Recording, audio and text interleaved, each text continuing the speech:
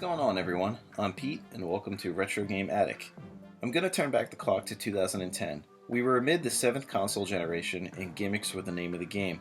Nintendo was still riding strong with the Wii and its motion controls, Microsoft was hyping up its imminent Kinect sensor, and Sony was trying its hand with the PlayStation Move. Now, gimmicks are all good with the consoles, but on the handheld side of things, the Sony PSP, while never a sales success compared to the DS, was on a downward trend in favor of the then unnamed successor, the Vita. Consequently, Nintendo's handheld counterpart, the DS, released in 2004, was seeming pretty dated by 2010, so it was time for Nintendo to announce a successor. Hot off the heels of Avatar and the other lame 3D trends of the late aughts, the Nintendo 3DS was announced to the world on March 23, 2010. So in comes E3 2010. My friend and I were actually in attendance, and word on the street was that the 3DS was going to be fully playable there. I remember the first day of E3. We arrived early and literally snaked our way to the front of the line, right up to the locked doors of the event. In true nerdcore fashion, we tracked the quickest way to the 3DS demo floor on our event map, and as soon as those doors opened, we ran as quickly as we could to the 3DS demo. Full sprint, I kid you not. My buddy literally parkoured over someone ninja style just to get there. We secured our spots in the 3DS line, and after waiting about 3 hours, we finally got to play. There were about 25 or so 3DSs set up that were tethered to models, so you couldn't just walk off with them.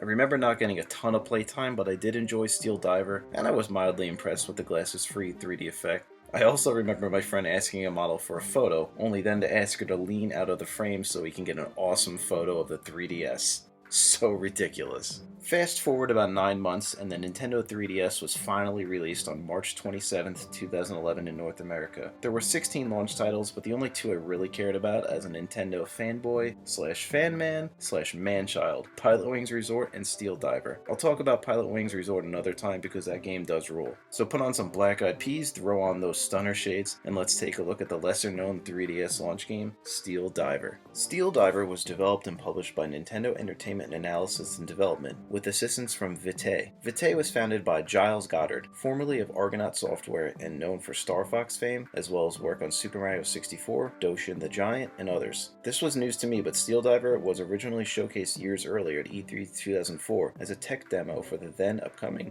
Nintendo DS. Shigeru Miyamoto did not have much time to dedicate to the game, and by the time he and his team did, it just made more sense to move development to the 3DS. Appropriately, Steel Diver takes place in the year 2011. You are part of a secret organization known as the Steel Divers that combats a power-hungry rogue nation that invaded several nearby countries. You take helm of a submarine and move through water of various locales to destroy the enemy base and eventually get a giant Z-class submarine. Steel Diver features 3 main game modes: Missions, Periscope Strike, and Steel Commander. Missions are split into campaign and time trials, with a total of 7 missions of varying difficulty in the campaign. You can control 3 different submarines, a compact, mid-size, and large variety, all with their own specific attributes. The touchscreen is used to adjust sliders and dials to navigate the submarine through side-scrolling stages depicted on the top screen. You kinda get this mechanical sense while messing with the touchscreen controls, like you're actually tinkering with real machine controls, which is pretty cool. Along the way, you sink enemy submarines and ships while avoiding depth charges and mines suspended in the water column, all while trying to complete the mission, which can be infiltrating an enemy base or taking out a fleet before the time limit. The same gameplay is showcased in the time trials mode, but levels are shorter and disconnected from the story. Periscope Strike is played after you complete each mission and is the most gimmicky so far, but it is fun and immersive. You physically move the 3DS console in a circle in order to rotate the submarine periscope and shoot down enemies. It's a clever little idea and works well here in short bursts. Finally, Steel Commander mode is played against a computer or another person via download play. In this mode, you command a fleet of battleships and submarines and try to sink your opponent's fleet. I didn't get a ton of use out of this mode, but it is a nice inclusion to flesh out the game. Steel Diver received average reviews at the time of release, and I feel the same about it today. I hopped back in after about a decade just to see if anything would grab my interest again, and I did have some fun with the missions. The use of the touchscreen to guide the submarine controls is challenging and intuitive enough, and rotating the system to use the periscope is a fun diversion.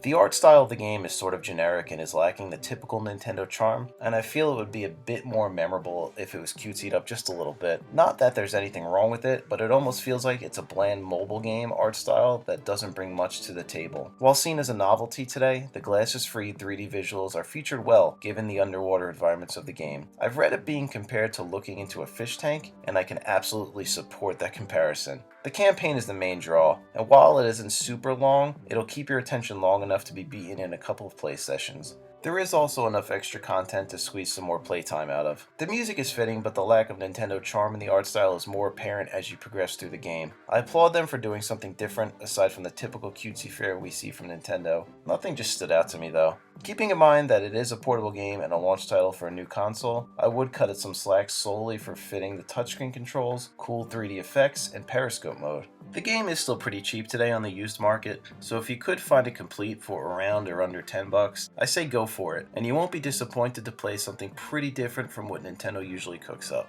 Steel Diver was followed up a few years later by a sequel titled Steel Diver Sub-Wars, released worldwide on February 13, 2014. It was released as a download-only eShop title for the 3DS and was Nintendo's first free-to-play game. A sort of new concept back then, free-to-play meaning that the game is free to download and start, but the player pays for extra content. Sub-Wars moves away from the 2D presentation of the first game in favor of a first-person perspective and features local and online multiplayer, as well as single-player missions. You are now able to customize the look of your submarine with different colors and patterns, as well as assemble a crew of personnel to man the craft. The free version is pretty nerfed compared to the paid premium version, with much more content being available in the paid version. The paid version has more submarines, the ability to have 30 crew members, fully customizable submarine patterns, and all 7 of the single-player missions available versus the 2 in the free version. The free version is just good enough to get you hooked. I mean, free is for me, but the paid version is the way to go.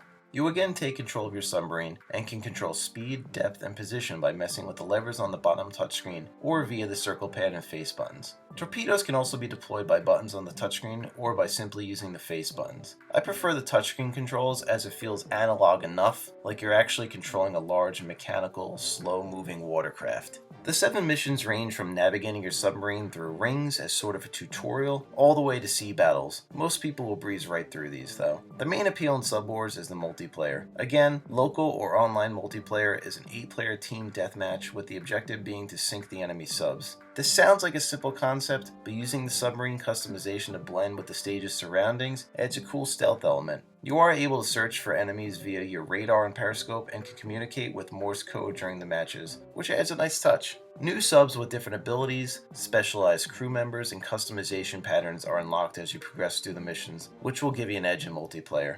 I haven't picked up this game in years before doing this review, but I do remember people complaining about the server stability in online multiplayer during the game's heyday. It was awesome when it did work though. The art style remains very similar to the first game, and the music again is enjoyable and passable. No tunes stuck out in my head, but they were fine. I also like the goofy character models of the various crew members. This was a bit of the Nintendo charm that I feel was missing from the first game. All in all, Steel Diver Sub-Wars is a solid sequel to the first game, which itself isn't super memorable. Not only that, but the demise of the 3DS eShop will further plummet this game into irrelevance. There isn't a ton of content in Sub-Wars, and the main draw is the multiplayer, which is all but useless at this point, unless you're lucky enough to find some other weirdo to battle with locally. It feels more like an extra DLC mode that adds on to the first game, rather than a full-fledged experience. I can't really fault it though, since it was Nintendo's first free-to-play game, and it was well received at the time. Even though it hasn't been that long, I feel that Steel Diver is already a somewhat forgotten Nintendo franchise. It did get some love from Nintendo around its initial run, with some cool miniatures being released in Japan, and the submarine does appear in Super Smash Bros. 4 and Super Smash Bros. Ultimate. But other than that, not many people talk about this series anymore. I think this is another prime candidate for Nintendo to give the budget title treatment to, and release it in the Nintendo Switch eShop. Maybe even do a retooling of Sub-Wars with some more cutesy Nintendo charm, and keep an emphasis on online multiplayer with rapid-fire quick matches. I can see that being successful enough, especially if Advance Wars 1 and 2 Reboot Camp gets released. Maybe it can stir up interest in some of Nintendo's more strategic military-themed games and pave the way for something like this. Who knows?